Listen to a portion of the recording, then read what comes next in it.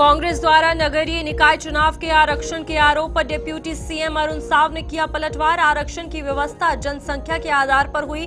कांग्रेस हमेशा भ्रम फैलाकर राजनीति करती आई है।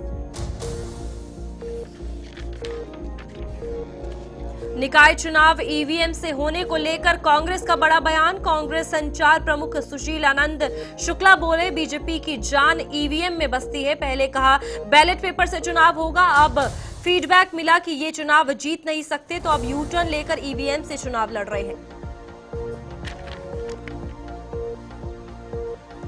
महामाया मंदिर वार्ड में 70 लाख की भूमि पूजन एवं हमर अस्पताल का लोकार्पण। विधायक सुनील सोनी बोले, सभी क्षेत्रों में और तीव्र गति से होगा विकास।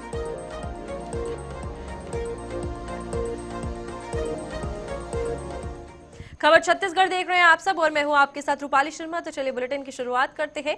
उप मुख्यमंत्री अरुण साव ने कांग्रेस द्वारा नगरीय निकाय चुनाव के आरक्षण के आरोप पर पलटवार किया है। उन्होंने कहा कि दुनिया को पता है कि अनुसूचित जाति और अनुसूचित जनजाति के आरक्षण की व्यवस्था जनसंख्या के आधार पर होती है और निकायों में जनसंख्या के आधार पर ही आरक्षण हुए हैं। कांग्रेस हमेशा भ्रम फैलाकर राजनीति करती आई है।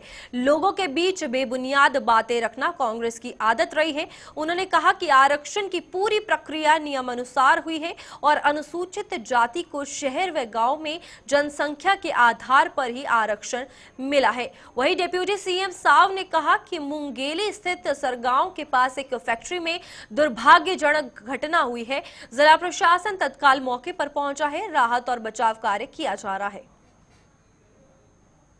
दुनिया को पता है कि अनुसूचित जाति और अनुसूचित जनजाति के आरक्षण व्यवस्था जनसंख्या के आधार पर होती है। जनसंख्या के आधार पर ही आरक्षण हुए हैं। कांग्रेस का काम, मैं जैसे बार बार बोलता हूं, भ्रम फैलाकर राजनीति करते हैं। निराधार और बेबुनियाद बात लोगों के बीच रखना ये कांग्रेस की आदत रही है, कांग्रेस के नेताओं की आदत रही है। ये जो आरक्षण हुए हैं पूरी तरह से नियमानुसार हुए हैं।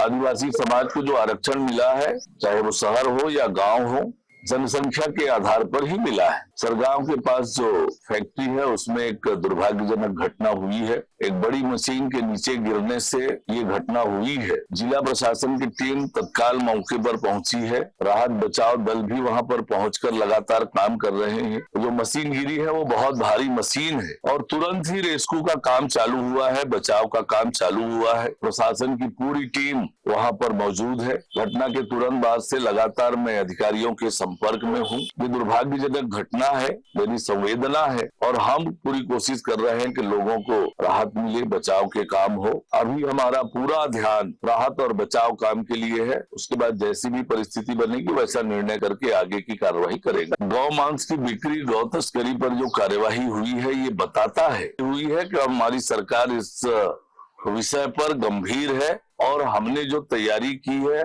गौ तस्करी, गौ मांस की बिक्री पर कठोरता से कार्रवाई करने का, ये उसी का सबूत है जो ये मामला प्रकाश में आया है और संबंधित लोगों की गिरफ्तारियां हुई है। आगे भी सरकार इस विषय पर गंभीरता से काम करेगी।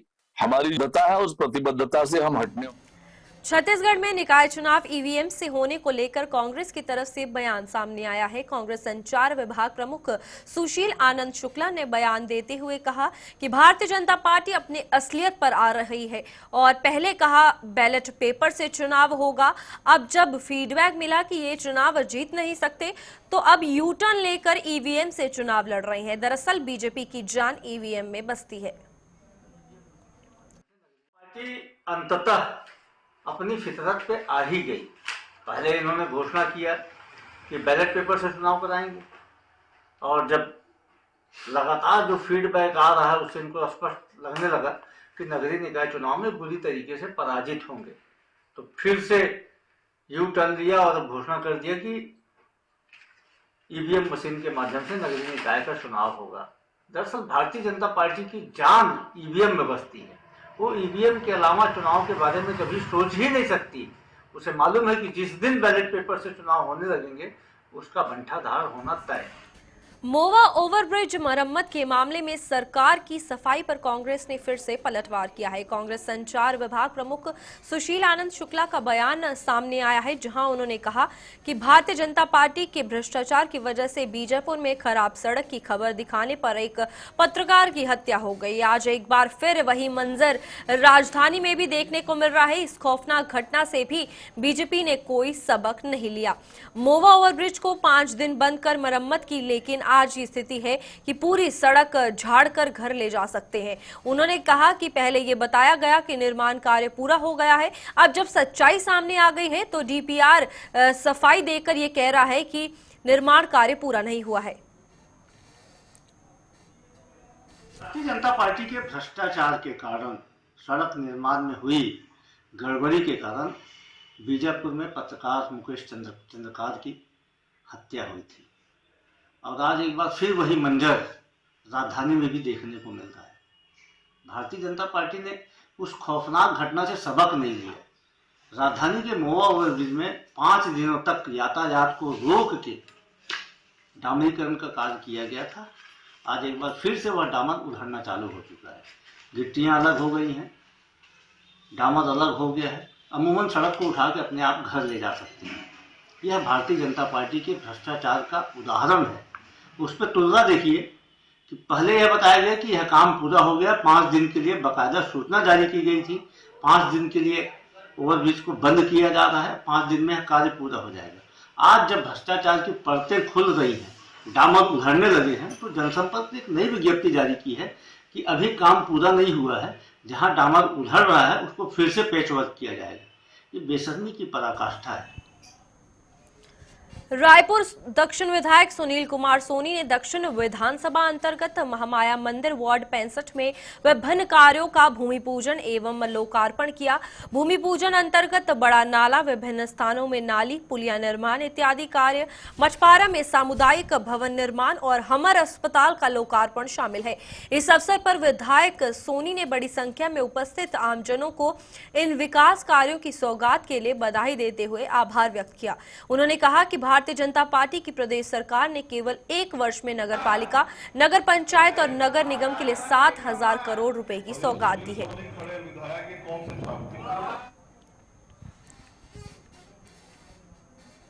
नवा रायपुर में साउंड एवं लाइट फाउंटेशन शो का आयोजन किया गया है। इस अवसर पर आयोजित कार्यक्रम में राज्यपाल रमन ढेका ने हिस्सा लिया।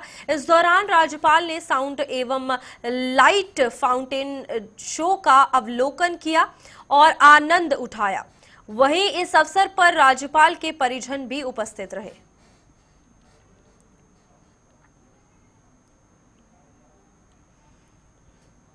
मुख्यमंत्री विष्णुदेव साय के निर्देश पर यातायात को सुगम बनाने की कार्रवाई निरंतर जारी है। आज बैजनाथ पारा में नगर निगम की टीम पहुंची और सड़कों के किनारे अतिक्रमण करने वालों पर कार्रवाई की गई। साथ ही गंदगी फैलाने वाले पर भी कार्रवाई की गई। बैजनाथ पारा को नो वेडिंग जोन करने की हिदायत दी गई है। अब वहां से आवाजाही करने वाले वाहन चालकों को कोई भी दिक्कतें नहीं होंगी। दुपहिया और 4 पहिया वाहनों की आवाजाही अब सुगम होगी।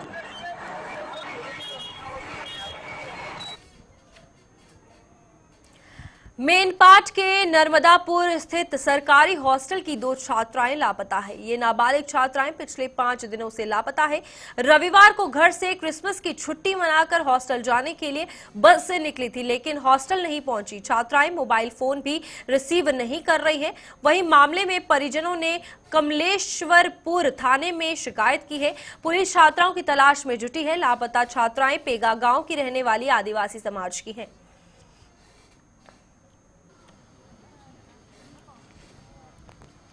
पुलिस अधीक्षक लाल सिंह उमेद ने प्रेस वार्ता कर क्राइम के आंकड़ों को साझा किया है। उन्होंने बताया कि बीते 2 वर्ष की तुलना में 2024 में क्राइम के आंकड़ों में गिरावट दर्ज की गई है। महिला अपराध, बलवा समेत कई क्राइम में गिरावट आई है। वहीं कई मामलों में क्राइम बढ़ा भी है, जिसमें हत्या के मामले 2024 में अधिक हुए हैं। वहीं दूसरे मामले में गौ तस्करी का भी खुलासा किया गया है, जिसमें गौ हत्या और गौ मांस बेचा जा रहे थे।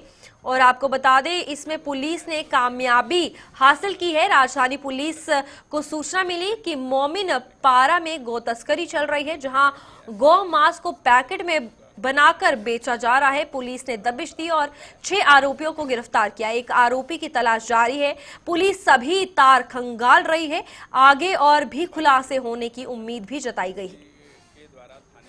दर्ज कराई जाती है। अगर ओवरऑल क्राइम की बात करते हैं कि 2023 में कुल अपराध हुआ था 9,891 और 2024 में आंकड़े हुए थे 9,893। तो इस हिसाब से बिल्कुल 0.00 कुछ % की बात होती है, इसमें वृद्धि हुई है। अदरवाइज 2023 के लगभग बराबरी जैसे अपराध हैं। अगर इसी को 2022 से अगर कंपेयर करते हैं तो 2022 में 10,880 अपराध हुए थे। उससे अगर देखें 2023 में और फिर 2024 में कुछ अपराध कम हुए हैं। ये जरूर है कि पिछले सालों की अपेक्षा हत्या या हत्या के प्रयास के मामले में बढ़ोतरी हुआ है। मोमिन पारा दुलदुल गली के पास उसके मकान से हुआ है और इसमें से जो 6 आरोपी गिरफ्तार हुए हैं उसमें से खुर्शीद के अतिरिक्त उसके 3 बेटे इस पर शामिल हैं। अभी इसका विवेचना किया जा रहा है क्योंकि अभी तकनीकी साधनों का भी उपयोग किया जा रहा है। अलग अलग जगहों से CCTV वगैरह का भी उसमें परीक्षण किया जा रहा है। इसमें अभी बारीकी से विवेचना किया जाकर बहुत। जांजगीर के जिला एवं सत्र न्यायालय में जिला मुख्यालय जांजगीर में न्यायिक अधिकारियों के नवनिर्मित आवासीय परिसर का उच्च न्यायालय छत्तीसगढ़ बिलासपुर के मुख्य न्यायाधीश रमेश सिन्हा, पोर्टफोलियो जज जांजगीर चांपा न्यायमूर्ति दीपक कुमार तिवारी ने वर्चुअल माध्यम से जुड़कर उद्घाटन किया। इस दौरान चतुर्थ अपर जिला एवं सत्र न्यायाधीश सर्व विजय अग्रवाल ने बताया कि जिला एवं सत्र न्यायालय जांजगीर में जो न्यायिक अधिकारी पदस्थ है उनके लिए जिला अस्पताल जांजगीर के सामने 4D टाइप आवास और 3C टाइप आवास का उद्घाटन किया गया है। यह आवास सर्व सुविधा युक्त है।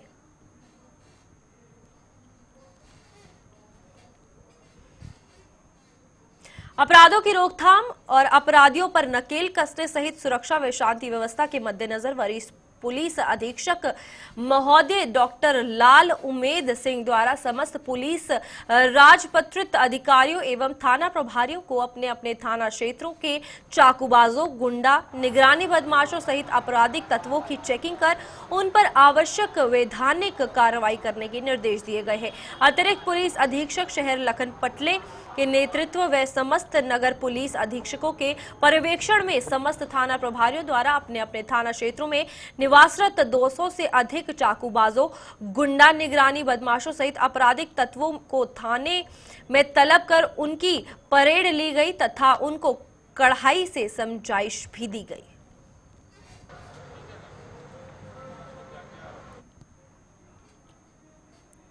छत्तीसवें राष्ट्रीय सड़क सुरक्षा महीने के 9वें दिन यातायात पुलिस रायपुर द्वारा शहर से गुजरने वाले राष्ट्रीय राजमार्ग में 2 पहिया वाहन चालकों में हेलमेट धारण कर वाहन चलाने के प्रति जागरूकता लाने के उद्देश्य से हेलमेट जागरूकता अभियान चलाया गया। इस अभियान के तहत हाईवे पर बिना हेलमेट के वाहन चलाने वाले लगभग 5000 से अधिक 2 पहिया वाहन चालकों को रोककर हेलमेट धारण कर वाहन चलाने की समझाइश दी गई। साथ ही 2 पहिया वाहन चलाते समय हेलमेट धारण करने का संकल्प पत्र भी भरवाया गया।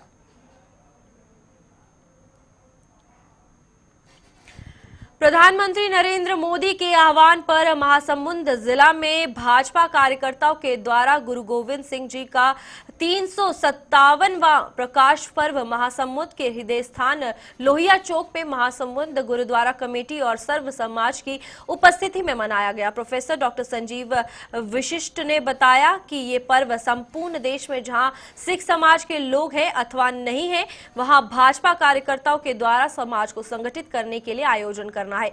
उन्होंने बताया देश की रक्षा, हिंदू सनातन धर्म की रक्षा और संस्कृति की रक्षा के लिए सिख गुरुओं ने न केवल समाज कार्य किया बल्कि सर्वोच्च बलिदान भी दिया है। आज जो सनातन संस्कृति जिस रूप में भी बची हुई है वह 200 गुरुओं की वजह से है।